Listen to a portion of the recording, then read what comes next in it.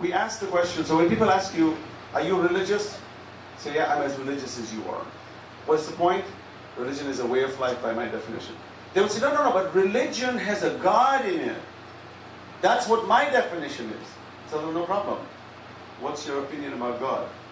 I don't believe in one. Okay, that's your religion. Because the word God came into the conversation, so you have religion. You cannot escape. What about a person who says, I'm an agnostic. I don't know if God exists or doesn't. So look, that's your religion. You use the word God, did you? I mean, it doesn't have to be pro-God. It can be anti-God. It can be neutral God. But the word God is there. You can't escape it. So, we all have religions. Even if you use the terminology that religion has the name God in it. Okay, so let's move really fast. The question comes as far as free will. In this rationality, people ask, do I have free will? Because God already knows what's going to happen tomorrow. God already knows exactly what's going to happen before I exist. So, isn't it true that I don't have free will? Because God already knew I'll be standing here today. Allah already knew that this is what I'd be doing. Because God is all-knowing, right? What's the answer to that problem? How do you answer that? Hamid, how would you answer that? Putting you on the spot. It's a tough question, but try to see if you can answer it. I'm not really sure, but I think more not the point is that he knows, more the point that he wants us to know. Okay, so Hamid says the key question is not whether he knows or not. The question is for us to know. Okay, that's true. Like a teacher. A teacher comes and teaches you in class. They're not teaching you because they want to know how well you will do. No teacher does that. The teacher will teach you. They're curious to know how well you did, but that's not the object of why they're teaching. The object of teaching is to impart knowledge. Then what you do with the knowledge comes under the trial, and how you score in this trial is a matter of personal. So when you get a grade, the most important person who cares about that grade is the individual who got the grade. We can hear the grade, we can look at the grade, we can make a comment, but it's not critical to us. It's just what we call peripheral to us. It's not central to us. So what is central is the person themselves to know. So one is that Allah wants us to know our own values. What else? It's because Allah is so merciful, He's giving us the chance to prove ourselves. Okay, so Allah is merciful, is giving us a chance to prove ourselves, but the question was, God already knows that. But He doesn't negate His merciness when He already knows. So the question is, did God make me do these things? Yes, sister.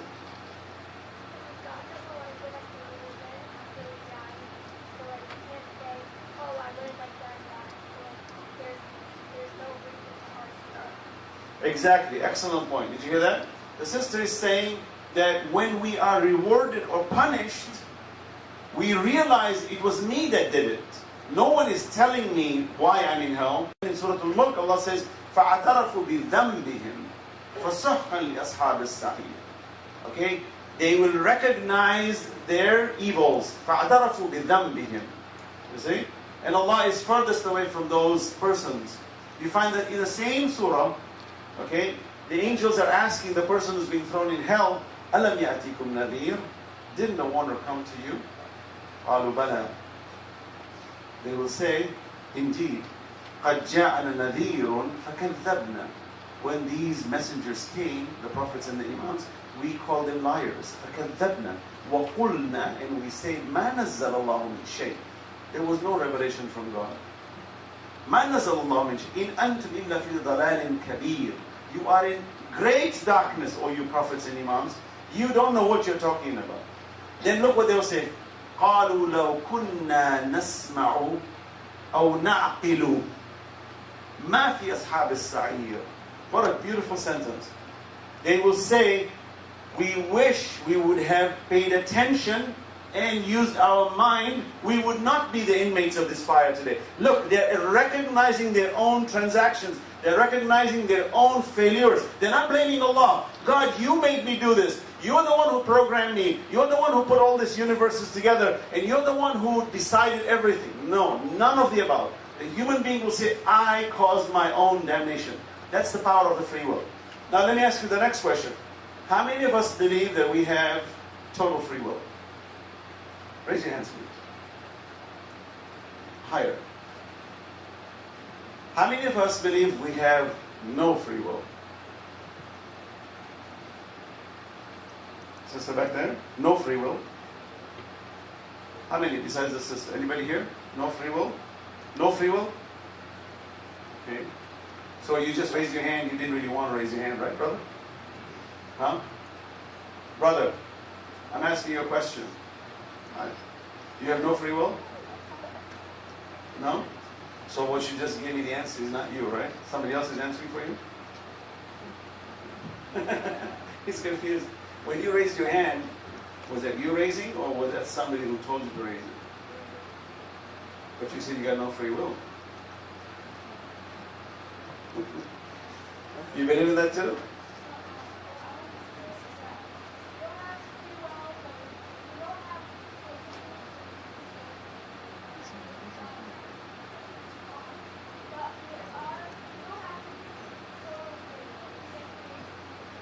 So we don't have total predestination, the brother is saying. We don't have total free will. By the way, totality of free will is only with God. To have totality of free will implies I can dictate my own state, my own existence. I can become a fish. I can become, a bird. I can become a human being and increase my height, decrease my height. Build more pectorals and make my muscles bigger, smaller. Totality of free will? No. Nobody has that except Allah. So we certainly don't have the totality of free will. Certainly. And certainly, as brother mentioned, as he was suggesting, we don't, as the sister was saying, we don't have the totality of no free will. We don't have the totality of no free will. That means we do have some free will, but it's not total. So Imam Jafar Sadiq alayhi salam explains it. He says we have a mixture of two. There is predestination with free will mixed. So a companion asks Imam Jafar Sadiq, a man comes and asks, Yabna Rasulullah, explain what you mean by that. You know the famous example Imam gives, right? He says, lift one leg, any leg. So the man lifts one leg. That's his right leg. Imam says, now lift the other while keeping the first one up. He says, I can't do that. So the Imam says, the first one was free will, the second one is predestination. It's a mixture. Do you get it? Try to lift both legs, you can't. You just cannot do that. Okay. So the Imam says, that's predestination. The free will part was partial. So you have a mixture, yes. Can you give us another example? Because I kind of understand that there is a mixture, but what, like the light? Yeah. Okay, let me give you another example. There are many. You are a human being, you have a birth date. Can you change it? Okay. You're a human being who is subjected to breathing oxygen, certain amounts. Right? Can you change that? You're a human being and you look at the sun and you wish it was a cube and not a sphere. Can you change it? Okay. We had a few days of very hot weather. Would you and I come out and say, sun, shut off please, right? Take it easy on us. No, you can't do that. Tsunami is coming. Says, stop. Tsunami says, bye. You can't. These are predestinations. God has predestined certain movements and certain shapes and forms and forces. For example, the gravitational force on Earth, 9.8 meters per second squared. You and I can't say, you know what, if I can only change it to 9.5 meters per second squared, I'll be 50 pounds lighter. And I'll really feel good. Because I don't even need to go on a diet. I will just become super light. You can't do that. Okay? You can't do that. It's fixed. And there's nothing you and I can do. That's predestination. Free will is inside that predestination. Let me give you another example. Imagine you are in class. The teacher says, tomorrow I'm going to give you a test. And you ask the teacher, what time? At 3 o'clock. Where? In this classroom. Where are you going to sit? On this desk. Predestined. So you get ready 3 o'clock, you walk in classroom. The teacher has decided to give you a 10-question exam. It's predestined. You can say, teacher, can you make it 12 questions? He says, no, I predestine. It's my destination. I decide how you take the test. You know, these are all multiple choice. Can you make it like true, false? No. Multiple choice. There are 5 possible multiple choices. Can't you just make it 3 possible multiple choices? No, 5. It's predestined. You cannot change it. And if you don't take the exam, you fail. Oh, so I'm predestined. I have to take it. There are consequences. So the student comes in, teacher gives them an exam. You see the exam, there are 10 questions. Exactly the questions, the way they're stationed, the way they're designed, it's all predestined. You and I have no authority in the quality of the exam. It's designed by the maker. Then the teacher says, here's your pencil. Answer the questions. Now I can choose out of the 5 any answer I want. That choice I'm making is free will. I'm practicing my free will inside the realm of the predestination. So when the teacher's giving me the exam, the entire environment, the timing, the quality of the test, the design of the exam, all of that is predestined. I can't change it. It's fixed. The only thing I can change is the result of the exam. This is exactly how this world is. Allah has predestined the system, and we can practice our free will inside this exam. And when the teacher, after you've done the exam, the teacher will not say, you got 10 points less. Why? Or because there were 10 questions and not 12. It'll never happen. Why? Because you'll say, I had no authority on the quality of the test. You designed it. You're the one who gave me 10 questions. It's not up to me. So you cannot grade me on that. There's no grade on that. You cannot punish me nor reward me on that. It's neutral. It's got nothing to do with me. So you and I as human beings having 2 eyes or being born in a family at a certain time with a certain birth date, with a certain quality of health, and etc., etc., these are things you and I cannot change. Therefore, it's outside the realm of the trial. We don't have a trial on that. The trial is what you have now. So let me draw a picture. I want you to have a mental picture, and then I will open up for your question and answers. Mentally, draw a large circle and call it predestination. Predestination is what? Qada. Qada in Arabic means that which is decreed. إِذَا قَضَى أَمْرًا. When God decrees a matter, إِذَا قَضَى أَمْرًا فَإِنَّمَا يَقُولُ لَهُ كُنْ فَيَكُونُ. When God decrees a matter, He says, be, and it is. That's the decree of God. Qada. So draw a big circle, call it predestination. Inside this circle, draw another circle, smaller one. And the smaller circle you will call free will. Notice the free will is floating inside the predestination. It's not outside, it's not on its own. It's inside the circle. Did you get it? So my free will is controlled by the system of predestination. Just like the teacher's test is the big circle, my answering of every question is a smaller circle inside the big circle, which I can now answer as and when I want. Am I making sense? This is the correct answer to the argument of free will. If you understand this, you will understand a lot. Trust me, many people have gone astray because they don't understand this concept. Even philosophers have gone astray because they don't understand this. And then when you understand this properly, you will understand also the argument of good and evil. When you understand what is good, what is evil, we'll talk about it very briefly in these conversations. As you know, this week, every week we broke it up into 3 weeks. The first week was talking about the presence of God, the attributes of God. The second week is a means to reach Allah.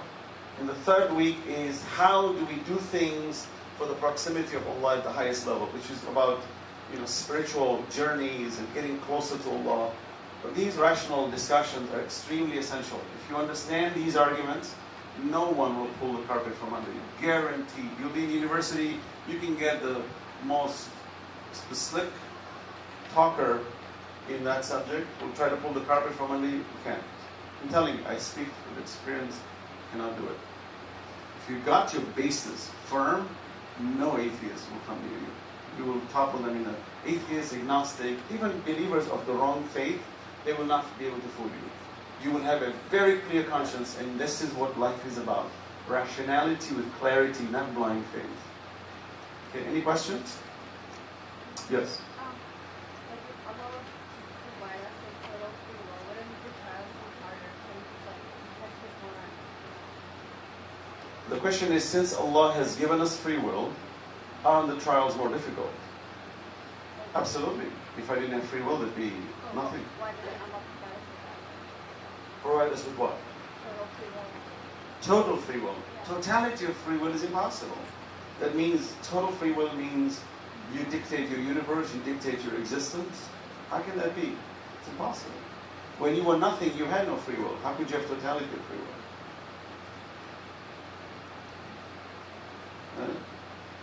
وَضَرَبَ لَنَا مَثَلًا وَنَسِيَ خَلْقًا قَالَ مَنْ يُحْيِي الْعِظَامَ وَهِيَ رَمِيمٌ قُلْ يُحْيِي الَّذِي أَنْشَأَهَا أَوَّلَ مَرَّةٍ. How will we come back alive after we're dead? God says, you were nothing before. How did you come? What a rational question. Quran, by the way, is filled with rational answers. Filled. أَفَلَا يُؤْمِنُونَ أَفَلَا يَعْقِلُونَ أَفَلَا يَتَدَبَّرُونَ. Allah is saying, you have a brain, you have intelligence, you have wisdom, you have the power to possess knowledge. What's wrong with you? Why are you not using it? If you ever look at the satanic systems of television and all the video games that children are so indulgent in, it's designed to stunt your growth. It's designed to make you lethargic and lazy. Examine it. You'll find the most successful people in the world are people who do critical thinking. And one of the pathways of critical thinking is reading. When you read, your brain is fully engaged. And they've done studies of glial cells in our brain. That the more glial cells, in other words, the more gray matter you create as connections between the neurons, the greater your power of access of knowledge and the greater your ability to process information. Children who get involved in television, for example, their brain stops working, which means they're producing less glial cells, which means when they grow older, they cannot process information anymore. They have been denied access to higher stages. Call them by their first names. Look at them in the eye to eye. When they talk, paraphrase. Pay attention. People love that. They connect.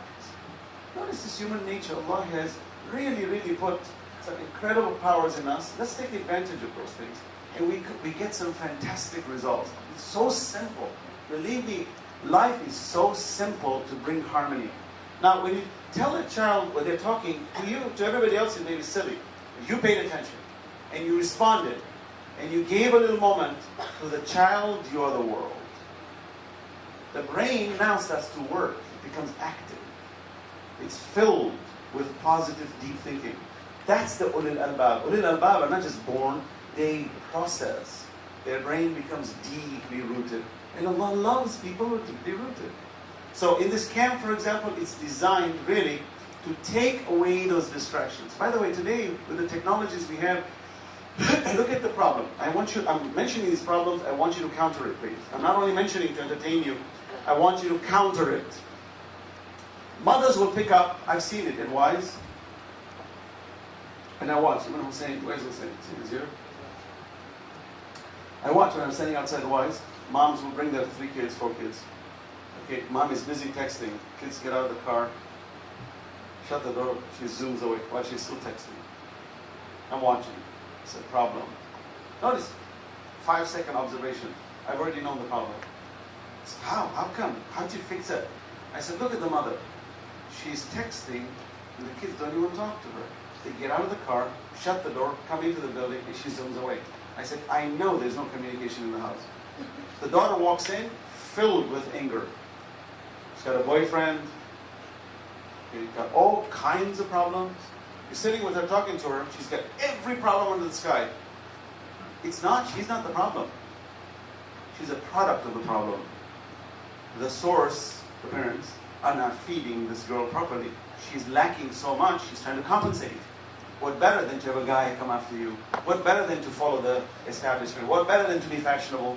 So you see her wearing super tight clothes, constantly in fashion, constantly looking for who's going to be attracted to her. I said, that's a person who's lacking in many, many dimensions. How do you fill that gap? one move, you call the parents. He says, what are you doing? Why are you doing it this way? Many parents become very defensive. Me? I'm a perfect mother. You know how many things I buy for my daughter? Anything she wants under the sky, I buy for her. I said, you got it wrong. Your daughter doesn't want things. Sometimes I see children terribly spoiled. Spoiled beyond belief. They can get any toy they want. But there's no communication, no love. And the father and the mother thinks that they love their children so much because they're constantly buying them whatever the child wants. That child, when they grow older, will take those same parents and throw them outside the house when they're married. They'll say, Dad and Mom, I have no time for you. Get out, because I have better things to achieve. Because all my life you told me when I bought things, I disposed of them. When I didn't like it, I threw it in the garage and you had a garage sale. Well, you are part of that disposable entity. Now I'm going to throw you in the garage and sell you also. Or if you're not for sale, I'll put you in the adult home. SubhanAllah, I've experienced it so many times. I go to adult homes. I have a relative of mine who is in one of those adult homes because he's very ill. Sadly, he shouldn't be there. But next to him was a 90-year-old man. 90-year-old man. SubhanAllah. I'll give this example now and then. A 90-year-old man. White hair, looking very sharp-witted, but he's over 90. And my mother, my father, my wife and I, we walk in with my daughter, and he sits staring at us. He says, oh, so you've all come to see Muhammad? I said, yes, I have. Wow, that's so nice. So I got near him. I said, why are you here? He started to cry. He says, all my life. He says, I'm a truck driver all my life. I worked. I drove the truck. I have 3 daughters. And I did everything to pay for my children and my wife. I said, your wife alive? He said, yeah, she's alive. I said, then why are you here? He says, well, they don't want me in the house. I'm a burden. And you could see, why was he excited to see us? He says, the whole family came to see this man? God, I wish my family would come and see me. You know how depressing that vision is? I had a conversation with him for an hour. And my mother walks up to him and says, you're a great man. He was so happy. My mother says, never let go of God. He says, I agree. You've reminded me of God. My mother said, you will leave this world whenever God wills. He is the one who will protect you. Don't put your trust in anybody. المال والبنون زينة الحياة الدنيا والباقيات الصالحات خير عند ربك ثوابا وخير أمل. What a good man he was. My mother saying to him, your material and your family are just a trial on this earth. Be grateful that you will be returning to your Lord. The man felt so good. He had tears coming out. He says, lady, where are people like you? We have not heard people make such comments to us. And I'm thinking, I said, the world is in need of these kinds of messages that this 90-year-old man who's worked all his life honestly. He says, I'm an honest man. I'm a truck driver. I worked honest living. I built a house. I took care of my children honestly. But he didn't teach them the right way. The same children, because he said himself, he said, I would always pamper my children with anything they wanted. Today, I'm a liability. Can you imagine your own father in the 90s? You're a liability that you have to throw him in an adult home? Shame on them. Such people don't deserve to be respected. That if they cannot even show respect for the very father that fed them, how can they show respect for Allah who has created them? Is it possible? Let's teach our children the right things. And those of us who are children, demand from our parents, not the material things. Don't say, Dad, I want that iPad, I want the iPod, I want the iPhones, everything, No, you can have that as a side thing. First thing, Father, I need your time. Sit down and talk to me. Hug me. Mother, spend time with your children. And don't get busy texting. When your children are leaving, stop. Look at them. Kiss them. And there's a family that comes. There's one boy among the 5 brothers. He's the best child I've seen in Hawaii. One of the best. I'll see him. He'll hug his mother. He'll look at her. He'll even shake hands with his mother. He won't let go. He will let go slowly. And I'm watching that from the I monitor all of these movements. These are my indicators of who's the problem. How do I deal with these kids? They give me all this message. I watch that. I see this child hugging his mother, letting go. That child, subhanAllah, when we went wise, I never asked him, can you help me? He comes, he says, brother, he doesn't even say anything. He sees me sweeping, he comes and takes a broom, he starts wiping. So I look at him, this is like a 10-year-old boy. I'm looking at him, and say, subhanAllah, look at this child. I haven't even told him anything. He comes and wipes with me, he cleans the toilets. I'm looking at him, I never asked this boy to do anything. And look how he's connected with his mother. He's connected with his father. He's feeding. He's in harmony. And his harmony is showing that I'm not his family, but I'm already sensing his positive vibes. Wow, that's a beautiful child. That's a child I would do anything to be near and to nurture. This one. I love this one. Every time he looks, he smiles. So look how much harmony this boy has. He's got no anger. He doesn't have anger. He looks at you with purity. These other brothers are not like that. They're harsh. I see this boy, and I look at him as he hugs his mother, comes, he looks at his father with merciful eyes. I said, what a mercy. Can you imagine having a child like that? Wow. I just admire. I look at this child and said, wow, I love this kid. I don't know what it is about this, but subhanAllah, he resonates in the pathway of Allah. Simple, basic answers. Yes, sister. So we'll take this as the last question.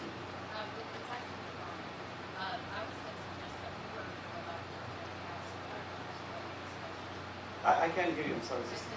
I work with a lot of children that have similar issues to what you just mentioned. Right. And we do a whole lot of therapy with them. We do a lot of things to teach them how to get that out of the parent. Excellent. So you teach them how to. Maybe next time, when you know what, sister, when you come inshallah for the next camp, we should have a special program where you teach that to our campers. Stuff that you learn. You know, we've got a lot of pedagogues and teachers. Jain, Hajj, who's the principal of Hajj Faraj, right? Yeah. And so we have a lot of educators here who work with these kinds of, and we want your input. We want you to come and say, okay, this is what we're going to do. This is how we're going to do it. Let's educate us. Education is the gateway to success. Believe me, when you know something, you're different now. You're no longer the same as you were yesterday. This is progression towards Allah. This is the whole purpose of these lectures. To educate you so you're aware of what you need to do. When you're aware of the subtleties of life and you know how to trigger them, they're extremely powerful. You will be in control of this world. So, inshallah. Yeah, basically, I was going to say that it takes sometimes, for some kids that are really deprived, just to help the kids, it takes years of therapy to just get them up to basic human beings. Yes. So what they don't realize the damage that is being done to these kids because of that lack of emotional Exactly. and it impacts the whole society. Did you hear what the sister say?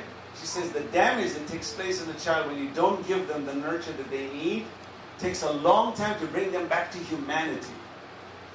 I remember at Wise, there's one boy whose parents have divorced. And mom always brings him. And I looked at this boy and I knew that he's demanding love, and you could see he's crying, his father is not there. His father ignores him. I said, okay, let me try something and see if I can trigger some right buttons, trigger some right reactions. So I got close to this. He's a very young boy. And I would make very positive comments, but in a fatherly way, just to see how does he respond. And this boy responded very well. So I started playing pool with him. He came to me and says, do you mind versing me? Do you mind, playing pool with me? I said, sure. So I'm playing with him. He's just looking at me. He's not concerned about the game. He's looking at me. And I'm sensing with my peripheral vision, he's staring at me. So I'm thinking, now why is he staring at me? Why is it, what's the reason? He's probably processing, like, I guess my father was like that. He's probably processing many things. It's very sad when you think about those issues, but it's also very encouraging when you see a child respond to you. Then he looks at me and says, your teeth are very white. I said, what makes you say that? He says, no, I'm just noticing that. And that says a lot about a person. And it wasn't my teeth. He wanted to get close to me to let me know, I recognize you, you're important. Do you know, from that day onwards, every time I come to Wise, he runs and he hugs me. SubhanAllah. Every time he sees me from far, so I say to his mother, I says, your son always hugs me. Really? He never hugs me. I said, no, I'm going to teach him how to hug you too. But the point is, why does the kid hug? Because he recognizes this, and it takes a few seconds. A few seconds of connection. I'm dealing with hundreds of them. Imagine you're constantly connecting, feeding, and you say, wow, if only the parents did their job, what a world we would be living in. You don't have to do that. Okay, there's much to say. Sister Kamil, inshallah. Sallu ala Muhammad wa ala Muhammad.